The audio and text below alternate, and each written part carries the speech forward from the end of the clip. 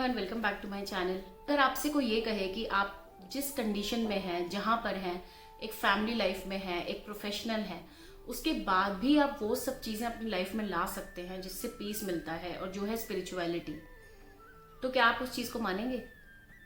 ऐसी ही एक किताब ऐसा दावा करती है और उसी किताब के बारे में हम आज बात करने वाले हैं। किताब का नाम है व्हील ऑफ स्पिरिचुअलिटी।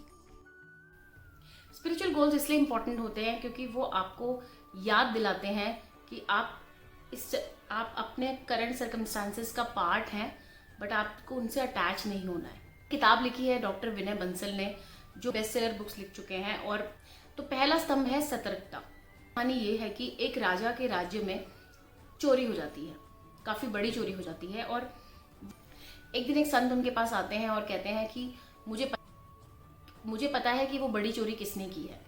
तो संत से कहते हैं कि आप मुझे इसके बारे में बता दीजिए। तो संत कहते हैं कि मैं आपके कान में बताना चाहता हूँ। राजा कहते हैं ठीक है। उसके अलावा संत एक और शर्त रखते हैं कि मैं आपको वहां पर बताना चाहता हूँ जहां पर कोई भी ना हो। व्यवस्था की जाती है और राजा जंगल में एक कोने में जाकर खड़े हो जाते हैं और संत वहां पर आते हैं और उनके कान में आके कहते हैं कि जो चोरी है वो एक चोर ने की है। राजा को आंसर तो मिला, बट क्या उस आंसर से उनकी खोज पूरी हो गई? नहीं। कुछ ऐसा ही हमारे साथ भी होता है। साइंस के पास आज बहुत सारे आंसर्स हैं, क्या हमें अपने सारे सवालों के जवाब मिल जाते हैं? नहीं। इसीलिए हमें सतर्क रहने की जरूरत है और जब भी हमें कहीं से कोई भी नॉलेज मिलती है तो उसको जरूर हमें अडेप्ट करना चाहिए। और दूसरा स्तंभ है समृद्धि। इससे जुड़ी कहानी में राजा अकबर बीरबल से कहते हैं, एक गिलास पानी की क्या कीमत है? उत्तर दीजिए। बीरबल कहते हैं कि आप मेरे प्रश्न का उत्तर दीजिए। मरुस्थल किसी डेजर्ट में जा रहे हैं और वहां पर आपके पास पीने के लिए बिल्कुल पानी नहीं है, और अगर उस समय आकर कोई आपको एक गिलास पानी दे तो आप उसे क्या देंगे? अकबर कहते हैं कि मैं उसे अपना आधा राज्य दे दूंगा। बीरबल अपना तर्क बताते हैं कि ग्लास आधा भरा है या आधा खाली। चुप। पहले हमें इस बात का ग्रैटिट्यूड होना चाहिए, इस बात का एहसानमंद होना चाहिए कि हमारे पास एक ग्लास है।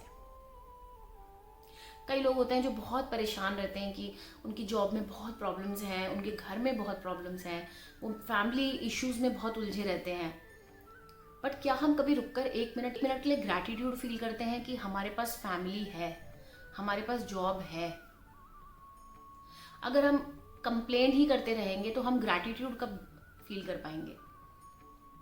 और दूसरा व्हील भी हमें यही बताता है, समृद्धि हमारे नजरिए में हो। तीसरा व्हील है संभाव।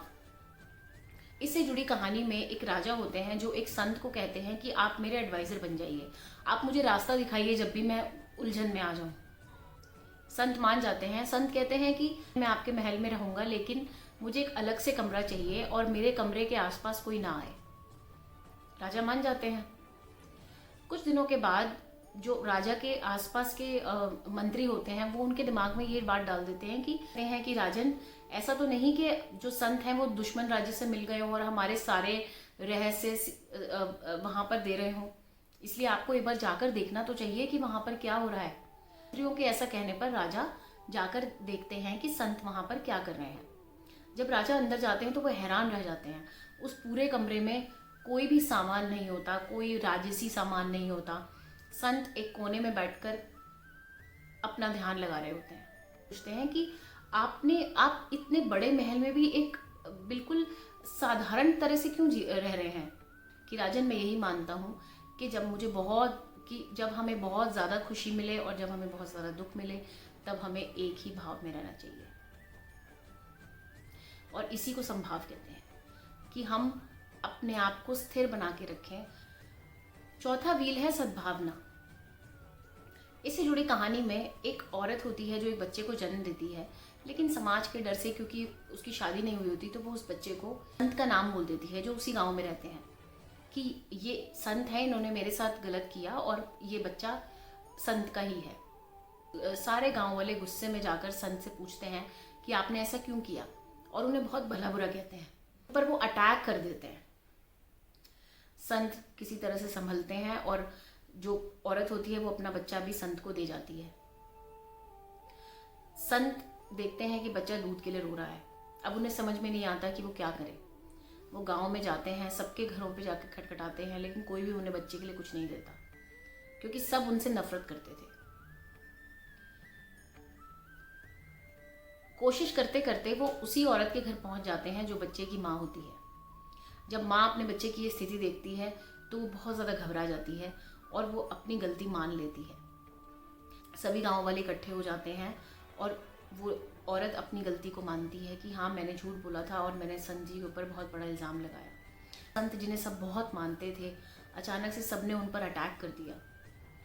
उससे लोगों को बहुत आत्मग्लानि होती है, बहुत बुरा लगता है और वो पूछते हैं कि संत जी, आपने हमें बताया क्यों नहीं कि ये झूठ बोल रही है। इस पर संत कहते हैं, आपने जो मुझे सम्मान दिया और आपने जो मेरी बेइज्जती की, मैं दोनों को समान रूप से ही देखता हूँ। ये कहानी हमें सिखाती है सब चीज़ों को एक तरह से देखना। जब हम कोई हमारी तारीफ करता है तो हम बहुत ज़्यादा खुश हो जाते हैं और हमें लगता है कि हम जैसा कोई है ही नहीं, और अगर कोई हमारी इंसल्ट कर दे तो हम बर्दाश्त ही नहीं कर पाते। कई लोगों को तो पैनिक अटैक्स तक आ जाते हैं अगर उनको कोई इंसल्ट कर दे तो।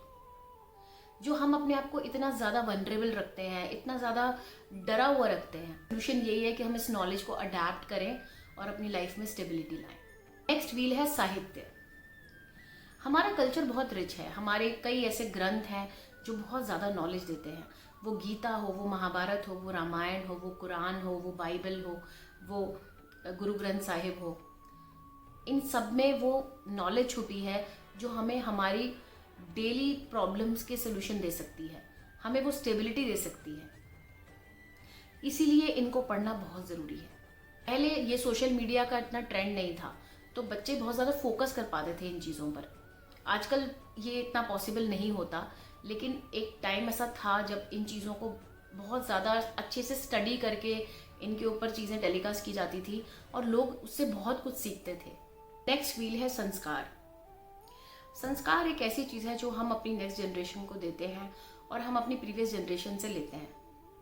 कुछ ऐसे संस्कार हैं जो हम में बाय बर्थ होते हैं, कुछ ऐसे हैं जो हम एक्वायर करते हैं टाइम के साथ। ये संस्कार बहुत इंपॉर्टेंट होते हैं क्योंकि ये हमें उन चीज़ों को करने से रोकते हैं जो हमारे लिए सही नहीं है। व्हील है सक्रियता। चीज़ों को कल पर ना टालना, बहुत ज़्यादा ना सोचना कि रिजल्ट क्या आएगा। 8वां व्हील है सेवा। जब आप इस भागदौड़ की जिंदगी में बहुत सारा सक्सेस पाना चाहते हैं तो क्या आप कोई ऐसी एक्टिविटी करते हैं जिससे दूसरों का भला हो? हमें ऐसा लगता है कि हम किसी को नुकसान नहीं पहुंचा रहे, वो बहुत बड़ी सेवा है। वो बिल्कुल एक सेवा है, लेकिन हमें कुछ ऐसी चीज़ें ज़रूर अपनी लाइफ में लानी चाहिए। सोसाइटी के लिए कुछ करना, अपनी फैमिली में सबकी मदद करना, ये कुछ ऐसी चीज़ें हैं जो हम कर सकते हैं। सेवा वो है जो आप निस्वार्थ भाव से करते हैं, बिना किसी एक्सपेक्टेशन के, बिना ये सोचे कि आपको बदले में क्या मिलेगा। व्हील है समर्पण का। अपने आप को पूरी तरह समर्पित कर देना अपने कर्म में और ये ना सोचना कि रिजल्ट क्या आएगा। कई बार हम इसी वजह से बार बार फेल होते रहते हैं क्योंकि हम बहुत ज्यादा रिजल्ट पर फोकस करते हैं। क्या हमने अपना 100% दिया है? क्या हमने अपने आप को पूरी तरह से डेडिकेट किया है इस प्रोसेस में? ये हमें देखना चाहिए और यही समर्पण है। लेट गो करना सीखना। बहुत ज्यादा हम ग्रजेस लेकर रहते हैं और फिर हम चाहते हैं हमें स्पिरिचुअलिटी मिले, जो घंटों तक मेडिटेशन करते रहते हैं, पर क्या वो मेडिटेशन करने से आपके अंदर पीस आ रहा है या आप अभी भी उन्हीं उलझनों में उलझे हुए हैं? आप घंटों तक मेडिटेशन करें और उसके बाद आप सबसे आर्ग्यूमेंट करें, सबको नीचा दिखाएं, तो उस मेडिटेशन से क्या ही अचीव कर रहे हैं आप? एक परिवार एक गांव से दूसरे गांव शिफ्ट हो जाते हैं। जब परिवार के लोग गांव में पहुंचते हैं तो वो वहाँ एक बुजुर्ग बैठे होते हैं, उनसे पूछते हैं कि यहाँ के लोग किस तरह के हैं, क्या मददगार हैं या नहीं। तो बुजुर्ग पूछते हैं कि आप जहाँ पहले रहते थे वहाँ के लोग कैसे थे? तो वो कहते हैं कि वहाँ के लोग तो बहुत बुरे थे, वो तो हमारी बिल्कुल मदद नहीं करते थे, उनके साथ हमारे झगड़े होते रहते थे। तो इस पर बुजुर्ग कहते हैं कि यहाँ पर भी ऐसे ही लोग हैं। कुछ देर बाद एक और परिवार वहाँ पर आता है, वो भी अपना सामान लेकर वहाँ शिफ्ट हो रहे होते हैं और उससे पूछते हैं कि बाबा यहाँ पर किस तरह के लोग रहते हैं, आप जहाँ रहते थे वहाँ लोग कैसे थे? तो वो कहते हैं कि वहाँ के लोग तो बहुत अच्छे थे, वो हमारा आपस में बहुत अच्छे रिलेशनशिप्स थे। बुजुर्ग कहते हैं कि यहाँ पर भी बहुत अच्छे लोग हैं। कहानी का मतलब ये है कि आप जिस तरह से हैं वैसे ही आपको दूसरे नजर आते हैं। अगर आप सबसे प्यार से बात करते हैं, रिस्पेक्ट से बात करते हैं, तो बहुत ज्यादा चांसेस हैं कि लोग भी आपसे रिस्पेक्ट से ही बात करेंगे। अगर आपका व्यवहार सबके साथ अच्छा है तो आपको अच्छा व्यवहार जरूर मिलेगा। लेकिन अगर आप ये सोचते हैं कि आप अपनी ईगो की वजह से या आप किसी पोजीशन पर हैं और आप जो चाहे व्यवहार कर सकते हैं और फिर भी आपको अच्छा व्यवहार ही मिलना चाहिए, तो ये आपकी बहुत बड़ी भूल है। क्योंकि अगेन मैं उसी पॉइंट पर आ जाऊंगी कि एनर्जी, हम सब एनर्जी हैं। अगर कोई आपको जवाब नहीं दे रहा, इसका मतलब ये बिल्कुल भी नहीं है कि आप उससे इफेक्ट नहीं हो रहे हैं। जो चार्ज उनके दिमाग में है, जो नेगेटिविटी उनके दिमाग में है आपके लिए, वो आपको डेफिनेटली हर्ट करेगी। वो कर्मा है जो वापस जरूर आता है। तो इसीलिए इस नेगेटिव कर्मा से बचिए, अपने आप को फोकस्ड रखिए। और स्पिरिचुअलिटी में वो पावर है जो आपको इस सारे तामझाम में, जो परेशानियां हमारे ऊपर इतनी सारी रहती हैं, हर वक्त हम बिजी रहते हैं। अगर कॉर्पोरेट लाइफ भी है, बच्चों को भी देखना है, घर को भी देखना है, सब कुछ देखना है, बट फिर भी पीसफुली रहना है, वो नॉलेज से ही आता है।